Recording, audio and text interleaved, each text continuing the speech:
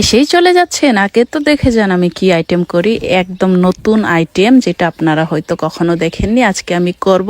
গ্রামে এসেছি, দেখেন প্রাকৃতিক সৌন্দর্যের শেষ নেই আমাদের গ্রামে, একদম সুন্দর লাগছে। দেখেন আমি প্রথমে হচ্ছে কলা পাতা ছিঁড়ে নিলাম, আর এটা হচ্ছে কলা পাতার সুতা যেটা দিয়ে আমি বাঁধবো ওই আইটেমটাকে। এটার জন্য আমি এগুলো ছিঁড়ে নিলাম। এই যে দেখেন কি সুন্দর ধান ক্ষেতগুলো। তো চলুন আমরা এখন আইটেমটা শুরু করি। তো চলুন আমরা প্রথমে রান্নাঘরে ঢুকে যাই। এটা পুষ্পদের বাগান থেকে আনছি, কাকা দেখলে আমার বিরামে কিছু কবা না, চুপ করে থাকবো। কে এটা ছিঁড়ছে এগুলো, চুপ করে থাকবো। তো প্রথমে আমি এই কলা পাতাগুলো ধুয়ে নিচ্ছি ভালো করে, যেহেতু এগুলো গাছে থাকে, অনেক ধুলোবালি থাকে, যার কারণে এটাকে ভালো মতো ধুয়ে নিতে হবে। এটা ধুয়ে আমি আগুনের তাপে একটু রাখবো, যাতে এগুলো হালকা নরম হয়ে যায়, যার কারণে এটা ভালো মতো ধুয়ে আমি আগুনের তাপ দিচ্ছি, মানে চুলার উপরে ভাতের হাঁড়িতে রেখে দিলাম। আর এই যে সুতা আছে না, সুতাগুলোও ভালো মতো ধুয়ে নিতে হবে, কারণ এগুলো আমি ভাতের মারের ভিতরে ঢুকাবো। ধোয়া হয়ে গেছে, এখন আমি ওই আইটেমটা আপনাদেরকে দেখাবো আমি কি কি এই আইটেমে দেই। আমি প্রথমে আপনাদেরকে বলতে যাচ্ছি না, কারণ আপনারা এগুলো বলে দিলে আপনারা এখন চলে যাবেন আর আমার ব্লগ দেখবেন না। তো আমি প্রথমে এই যে কাঁচামরিচ নিয়ে নিলাম, অনেকগুলো কাঁচামরিচ। এই আইটেমের জন্য কিন্তু আপনি যত ঝাল দিবেন ততই মজা হবে। তো আমি এখানে পেঁয়াজ কাটা শুরু করছি, আর হচ্ছে মরিচ দুটাই কাটতেছি। দুইটা অনেক ছোট ছোট করে কাটবো সেটা না, হালকা বড় বড় করেও কাটতে পারেন, কারণ এগুলো হচ্ছে আপনার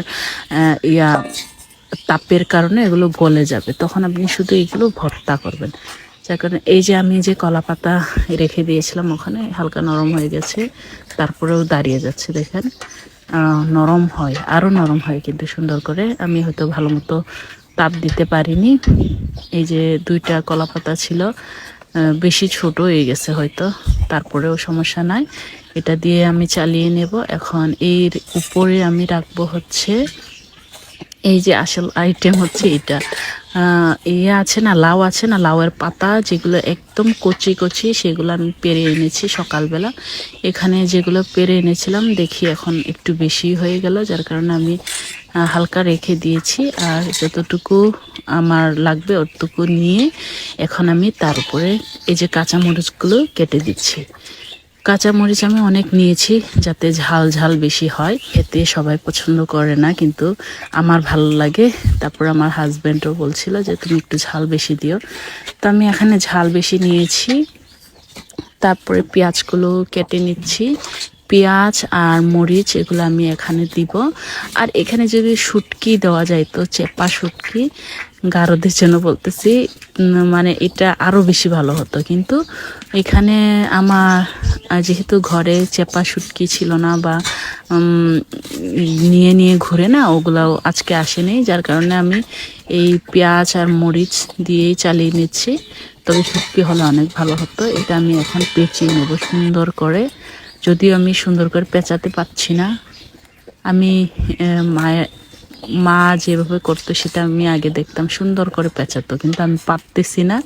তারপরে কোনো মতে এগুলো চাপায়া চুপায়া আমি সবগুলো প্যাকিং করে নিচ্ছি। এই যে হচ্ছে না কিন্তু, তারপরে কি করব, একটু হালকা পেঁচায়া নিয়ে তারপর আমি সুতা দিয়ে এটা পেঁচাচ্ছি। এই পাশে পেঁচিয়ে নিয়ে তারপরে আবার অন্য পাশেও পেঁচাতে হবে। এই যে এ পাশে পেঁচাতে হবে সুন্দর করে, যাতে ওটা টাইট হয়ে থাকে, কারণ আমি ভাতের মারে যেহেতু দেব, যার কারণে এটা যাতে এগুলো ডিসপ্লেস না হয়ে যায়, যার কারণে কিন্তু এটা বাঁধা। আপনারা হয়তো অনেকেই বুঝতে পারছেন, মান্দিরা তো অবশ্যই বুঝবে, ওনারা তো এগুলো করেই খায়, এগুলাতে অনেক এক্সপার্ট। এই যে এখন আমি এটাকে সুন্দর করে বেঁধে নিয়েছি, যদিও বেশি সুন্দর হয় না।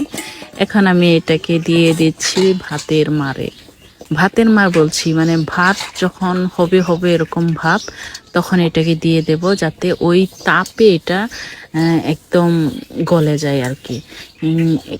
এই যে দেখেন, এখন আমি ঢুকিয়ে দিচ্ছি, আপনারা দেখেন, আগে পরে কথা বলছি। এই যে ঢুকিয়ে নিলাম ওটা।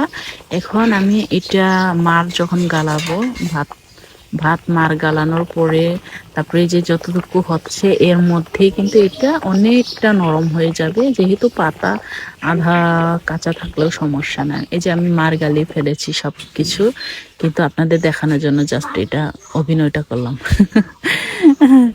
আমি মানে ভিডিও করতে ভুলে গেছিলাম। এই যে প্রায় হয়ে গেছে, তারপরেও কিন্তু আমি এখানে রেখে দিয়েছিলাম ঢাকনা দিয়ে। তারপরে এটা বের করে ভর্তা বানিয়েছি। এটাই হলো আপনাদের জন্য সুন্দর একটা আইটেম বলে দিলাম, যারা যারা জানেন না তারা করে খাবেন, অনেক মজা। ধন্যবাদ সবাইকে।